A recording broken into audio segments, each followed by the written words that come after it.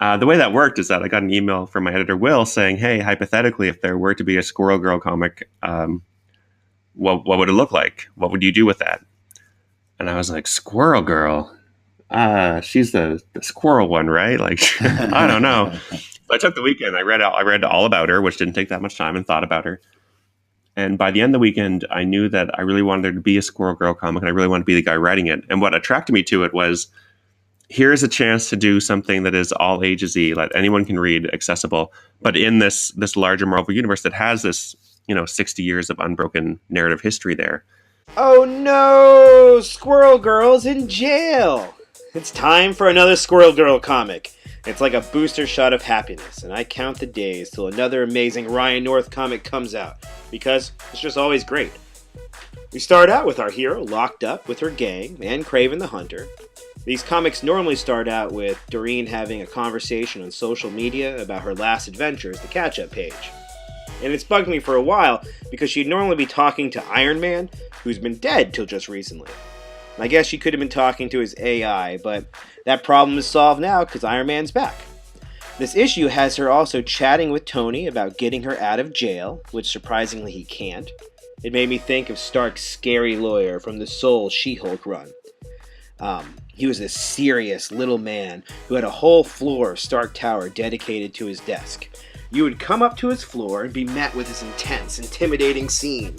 But when we as the audience saw it, we were with She-Hulk, so we weren't scared of anything. But still, you would think he could pull a few strings, as Tony said, with the police chief, Carl Winslow. The police officer really looked just like the actor Reginald VelJohnson, which is great, because I immediately knew this character is a good guy, and I can trust him.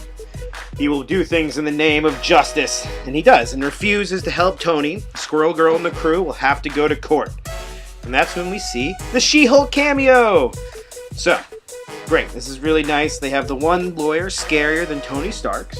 So our heroes are bound to get off these trumped-up charges where the state is claiming that they did not actually save the day against Mojo 2 in the last comic, but are a part of a supervillain brawl that was broke up by the police, and they are all arrested because of that. And the case is bolstered with Kraven's presence being there. The comic recaps of Kraven's past in a hilarious scene where Squirrel Girl gets to read the Hunter's horrifying rap sheet and reacts at one point upset that he killed Spider-Man and that he was a member of the Sinister Six? To which he was like, yeah, it was a long time ago. It was a different time. It's interesting that they would bridge the Kraven we see in this comic to the more ruthless version that we're used to, and have arguably seen up to his old tricks in the Old Man Logan comic like last week. The courtroom drama continues, and we get another special guest star in this great comic, but I will not ruin it. The world would be a better place if everyone read this, so check it out. News.